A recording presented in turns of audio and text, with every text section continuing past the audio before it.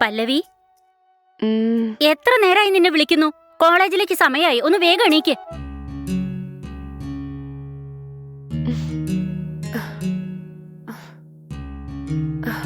ഇന്നാ ചായ കൊണ്ടുവന്നിട്ടുണ്ട്. വേഗം പോയി പല്ല് തേച്ച് വന്ന് ചായ എടുത്തു കുടിക്ക്. മനസ്സിലായോ? ശരി അമ്മേ.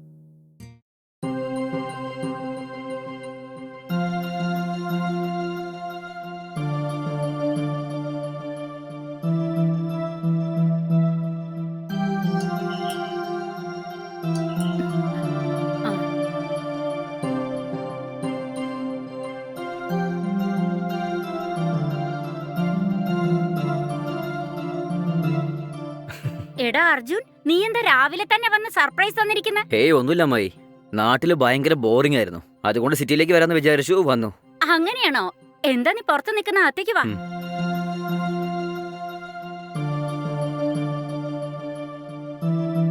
അർജുൻ, നീ പോയി ആ സോഫയിലിരിക്കെ. ഞാൻ കുടിക്കാൻ ചായ എടുത്തോണ്ട് വരാം. ശരി അമ്മായി.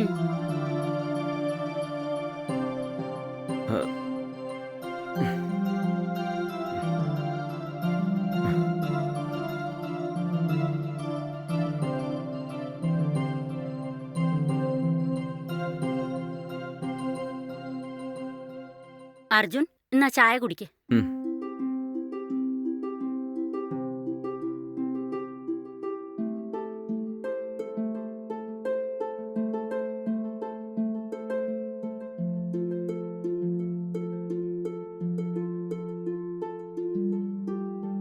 അർജുൻ, പെട്ടെന്ന് നിന്നെ കണ്ടപ്പോ വല്ലാത്ത സർപ്രൈസ് ആയിപ്പോയി. നിന്റെ അച്ഛന്റെ മരണത്തിന് വന്നപ്പോഴാ നിന്നെ കണ്ടത്. അത് കഴിഞ്ഞ് ഇപ്പോഴാ നിന്നെ കാണുന്നത്. നിനക്ക് സുഖം തന്നെയല്ലേ അർജുൻ? ഏയ്, എനിക്കൊരു കുഴപ്പമില്ല അമ്മായി. പക്ഷേ അച്ഛൻ മരിച്ചതിന് ശേഷം അച്ഛനും അമ്മയും ഇല്ലാതെ ഒരു അനാഥയെപ്പോലെയായി. അതുകൊണ്ടാണ് നാട്ടിലെ സ്ഥലമൊക്കെ വിറ്റേച്ച് ആ കാശ് കൊണ്ട് ഇവിടെ ഒരു കാറ് വാങ്ങിച്ച് ക്യാബ് ബിസിനസ് ചെയ്യാന്ന് ഇവിടേക്ക് വന്നു. അങ്ങനെയാണോ? അപ്പൊ നീ നാട്ടിലുണ്ടായിരുന്ന നിന്റെ സ്ഥലമൊക്കെ വിറ്റോ? അതെ അമ്മായി. പക്ഷേ നമ്മുടെ വീട്ടിന്റെ പുറകിലുണ്ടായിരുന്ന 4 സെന്റ് സ്ഥലം മാത്രം ലീസിന് വിട്ടിരിക്കുകയാണ്. അത് ശരി. സ്ഥലം വിറ്റപ്പോ നിനക്ക് എത്ര കിട്ടിയേ? വലിയ കാശൊന്നും കിട്ടിയില്ല. തട്ടിമുട്ടി ഒരു 15 ലക്ഷം കിട്ടി. ആണോ? ശരി ശരി. ആ പൈസയൊക്കെ എവിടെ വെച്ചിരിക്കുന്നത്? ഇതാ ഈ ബാഗിനകത്ത്. മുഴുവൻ ഇതിലാ ഉള്ളത്. ഇന്നലെയാണ് രജിസ്ട്രേഷൻ മുഴുവനും കഴിഞ്ഞ് കാശ് വാങ്ങിച്ചിട്ട് നേരെ ഇങ്ങോട്ട് വരുന്ന വഴിയാ. അങ്ങനെയാണോ? ശരി ശരി. ഇവിടെ കാറ് വാങ്ങി ട്രാവൽസ് നടത്താനാണോ നീ ഉദ്ദേശിക്കുന്നത്? അതെ അമ്മായി. നിന്റെ മനസ്സിന്റെ നന്മയ്ക്ക് എല്ലാം നന്നായി വരും. നിന്റെ അച്ഛന്റെ അമ്മയുടെ അനുഗ്രഹം നിനക്ക് എന്നും ഉണ്ടായിരിക്കും. വളരെ നന്ദിയുണ്ട് അമ്മായി. നിങ്ങളിതുപോലെ സംസാരിക്കുന്നത് കേൾക്കുമ്പോൾ നല്ല സന്തോഷം തോന്നുന്നുണ്ട്.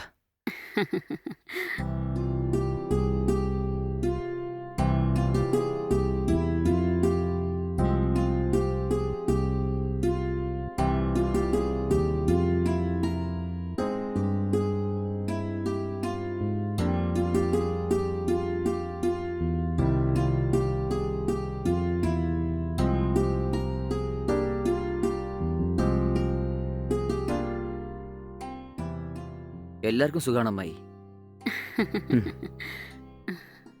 എപ്പോ വന്നു ചേട്ടാ? ഉം? അത്ഭുതമായിട്ടുണ്ടല്ലോ. ഞാൻ ഇപ്പഴാ വന്നേ പല്ലവി. നിനക്ക് സുഖാണോ? ആ, ഞാൻ നന്നായിട്ടിരിക്കുന്നു ചേട്ടാ. ചേട്ടന് സുഖമാണോ? എനിക്ക് സുഖം തന്നെയാ. എന്തെങ്കിലും പ്രശ്നമുണ്ടോ ചേട്ടാ ഇങ്ങനെ രാവിലെ വന്നേക്കുന്ന്? ഹേയ് ഒന്നുമില്ല, നിങ്ങളെ കണ്ടിട്ട് പോവാന്ന് വെച്ചു. അങ്ങനെയാണോ? ശരി ശരി. നാട്ടീന്ന് വരുവാന്ന് പറഞ്ഞായിരുന്നെങ്കിൽ ഞാൻ തന്നെ നേരിട്ട് വന്ന് പിക്ക് ചെയ്യുമായിരുന്നല്ലോ. അതിനല്ല, രാവിലെ തന്നെ എന്തിനാ ശല്യം ചെയ്യുന്ന വിചാരിച്ചാണ് ഞാൻ തന്നെ ഒരു വണ്ടി വിളിച്ചു വന്നത്. ഓ, അങ്ങനെയാണോ? ഉം. ശരി ചേട്ടാ, എനിക്ക് കോളേജിൽ പോകാനുള്ള സമയമായി. ഞാൻ പോയിട്ട് വരാം. ആ ഓക്കെ, ബൈ. ബൈ. എടി, ഒന്നവിടെ നിന്നേ. ഉം. ടിഫിൻ ഉണ്ടാക്കി വെച്ചിട്ടുണ്ടെന്ന് കഴിച്ചിട്ട് പോയിക്കൂടെ? ഹാ. ദിവസേന ഞാൻ രാവിലെ ഉണ്ടാക്കുന്ന ഭക്ഷണം നീ ഒരുത്തി കാരണം വേസ്റ്റ് ആവുക. ഉം. രാവിലെ ഇങ്ങനെ വെറും വയറോടെ പോയിട്ടുണ്ടെങ്കിൽ ശരീരത്തിന് അത് കേടാണ്. എന്താ അമ്മേ, ഞാൻ കോളേജ് ക്യാൻറ്റീനിൽ നിന്ന് കഴിച്ചോളാം. ഒന്ന് മനസ്സിലാക്ക്. കോളേജിലോട്ട് ഇന്ന് എനിക്ക് വേഗം പോണം, പറഞ്ഞതല്ലേ. നീ ഈ കഥയൊക്കെ വേറെ ആരോടെങ്കിലും പോയി പറയ്. ടിഫിൻ ഉണ്ടാക്കിയിട്ടുണ്ട്, മര്യാദയ്ക്ക് വന്ന് കഴിച്ചിട്ട് പോ. മനസ്സിലായോ? അയ്യോ അമ്മേ, ഞങ്ങളുടെ കോളേജിൽ ഒരു ഫംഗ്ഷൻ ഉണ്ട്. ഇപ്പൊ തന്നെ ഒരുപാട് ലേറ്റ് ആയി. അമ്മയ്ക്കാണെങ്കിൽ ഫുഡാണ് പ്രധാനം. ഏയ് പല്ലവി, അവിടെ നിക്ക്. കഴിച്ചിട്ട് പോവാനല്ലേ പറഞ്ഞേ? മോനെ അർജുൻ, നീ അവളോടൊപ്പം കഴിക്കാൻ വാ. കുറച്ചു നേരം കൂടെ കഴിയട്ടെ അമ്മായി, പിന്നെ കഴിക്കാം. ശരി ശരി.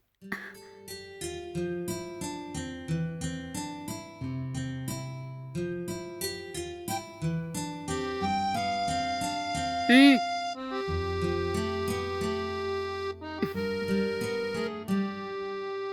അർജുൻ, ഉം? വാ മോനെ, ഇവിടെ വന്നിരിക്കെ സംസാരിക്കാം. ആ. അർജുൻ, ഇവിടുന്ന് അങ്ങോട്ട് നീ ഇവിടെയല്ലേ താമസിക്കുന്നത്? ആ, ഇല്ല അമ്മായി, പുറത്തെന്തെങ്കിലും PGയോ അല്ലെങ്കിൽ ഹോസ്റ്റലോ നോക്കി അവിടെ താമസിക്കാൻ പോവാണ്. എടാ, എന്താ നീ പറയുന്നത്? ഇത്രയും വലിയൊരു വീടുള്ളപ്പോ നീ എന്തിനാ പുറത്തുപോയി താമസിക്കുന്നത്? അതിനല്ല അമ്മായി, ഞാൻ താമസിക്കുന്നത് കൊണ്ട് നിങ്ങൾക്കൊരു ഡിസ്റ്റർബ് ആവുമല്ലോ. നീ ഇവിടെ താമസിക്കുന്നതിൽ ഞങ്ങൾക്കെന്ത് ഡിസ്റ്റർബൻസാ? ഇവിടെ 2 ബെഡ്റൂം ഉണ്ട്. ഒരു റൂം നീ ഉപയോഗിച്ചോ, മറ്റൊന്ന് ഞങ്ങൾ ഉപയോഗിച്ചോളാം. അങ്ങനെയാണോ? ഓക്കെ, ഞാൻ താമസിക്കുന്ന കാരണം നിങ്ങൾക്ക് ബുദ്ധിമുട്ടാവില്ലല്ലോ. എടാ, ഞാൻ നിന്റെ അമ്മായി. എടാ, നീ എന്താ ഇങ്ങനെ അന്യന്മാരോട് സംസാരിക്കുന്ന പോലെ സംസാരിക്കുന്നത്? ഇനി ഇവിടുന്ന് അങ്ങോട്ട് നീ ഞങ്ങളോടൊപ്പാ താമസിക്കുന്നത്, മനസ്സിലായോ?